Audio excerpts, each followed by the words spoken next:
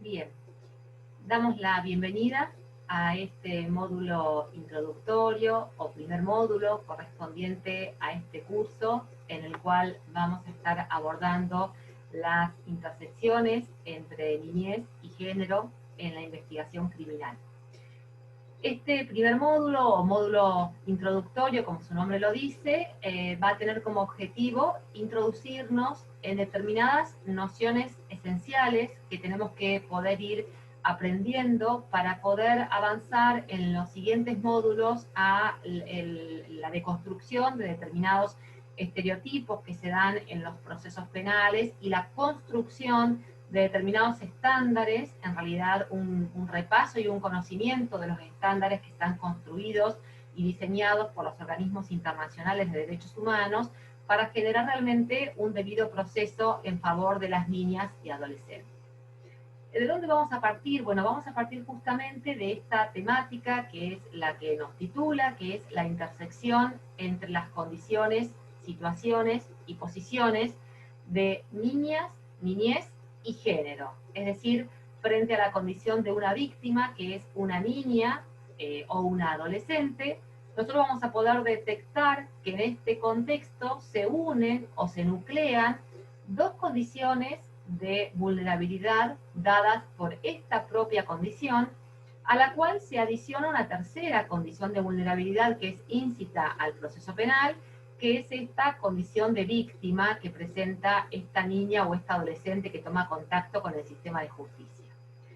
¿Por qué hablamos de condiciones de vulnerabilidad? Bueno, ¿sobre qué vamos a discurrir en este primer módulo introductorio?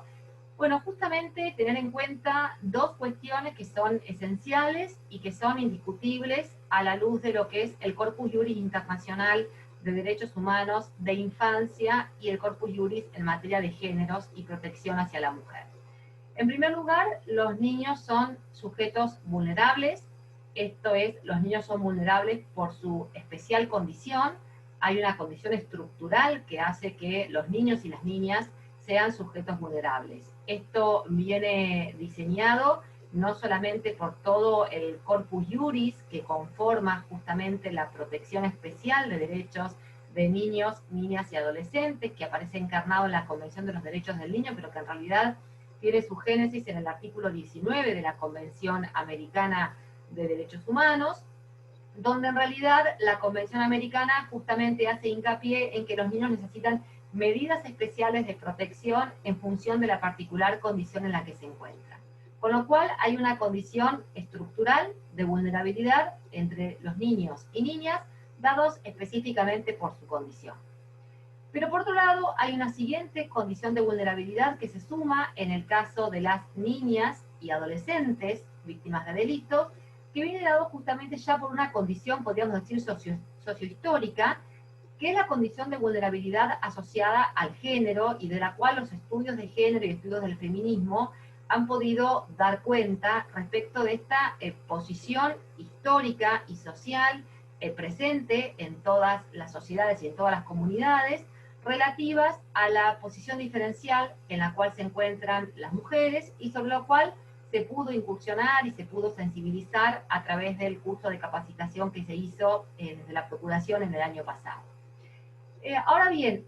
a estas dos condiciones y situaciones que presentan las niñas y las mujeres, aparece dada en este caso una tercera condición que se adiciona, que es la que ubica a esta niña o a esta adolescente en su situación de víctima, en su posición, mejor dicho, está posicionada como una víctima dentro de lo que es el proceso penal.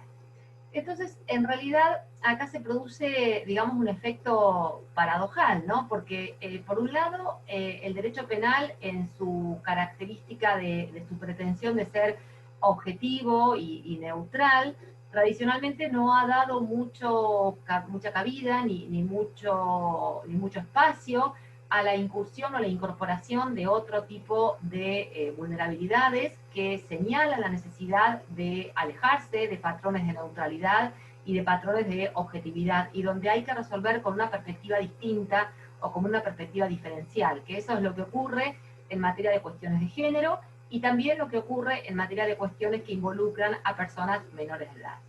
Y el efecto paradojal, digo, que se produce mayormente en el derecho penal y sobre el cual queremos insistir en este curso, tiene que ver con esta cuestión donde las niñas tradicionalmente y mayormente no han sido ni son, no son objeto de análisis por el derecho penal y por los procesos penales, en tanto su condición de mujeres. Pareciera que en esta unificación de que las niñas son niños y pertenecen al universo infantil, por así decirlo, al universo de las personas menores de edad, no portan también su condición de mujeres. Entonces, este efecto paradojal se produce porque las niñas no son observadas, no son aprendidas, no son visualizadas como mujeres, y sin embargo llegan a los procesos que nos interesan en este transcurso, que son mayormente los procesos relacionados con las violencias sexuales, o abusos sexuales que tienen por víctimas a las niñas y adolescentes, llegan justamente a esos procesos por su condición de género, es decir, las niñas son víctimas de esos delitos por su condición de género. Sin embargo, el proceso no aprende o no visualiza y no termina de internalizar que estas niñas se ven abarcadas, se ven comprendidas, se ven protegidas por el mismo paraguas o sombrilla protectora de los derechos de las mujeres adultas o mayores de edad. Entonces, ¿qué nos interesa detectar en este primer módulo? Bueno, justamente esta confluencia o esta unión entre estas diferentes formas de vulnerabilidad que atraviesan a esa niña y a esa adolescente que ocurre y que aparece, que concurre ante el proceso penal. En realidad, hablamos de un término que es un término empleado más recientemente en el ámbito del derecho internacional de los derechos humanos y es el que vamos a proponer como estándar para nuestro trabajo y para nuestra comprensión, que es el término de la interseccionalidad. Es decir, la interseccionalidad de condiciones de vulnerabilidad. Sabemos que las condiciones de vulnerabilidad generan o son generadoras de espacios y de formas concretas de discriminación. Y también conocemos la noción de discriminación múltiple, es decir, aquella discriminación que implica la unión de diferentes causales de discriminación que generan una suerte de discriminación reforzada. Bueno, para este contexto y para lo que nos interesa vamos a proponer esta idea de discriminación interseccional, que es un término que la interseccionalidad que proviene en realidad de los estudios del feminismo, es un aporte particular de, entre otras, de Kimberly Crenshaw, que ha sido una activista feminista y negra que pudo poner sobre la mesa las diferentes profundidades que tenía esta discriminación cuando intersectaban las condiciones de mujer y la condición de raza. Bueno, esta idea de la interseccionalidad que empieza a atravesar y que empieza a nutrir transversalmente al escenario de los derechos humanos es la que vamos a proponer para entender que las diferentes condiciones, situaciones y posiciones de estas niñas y adolescentes, que son personas menores de edad por un lado, pero que son también mujeres por el otro, y que en tercer lugar son víctimas de estos procesos, comienzan a interaccionar, comienzan a interactuar. Si nosotros hiciéramos una gráfica de esto, pensaríamos como en tres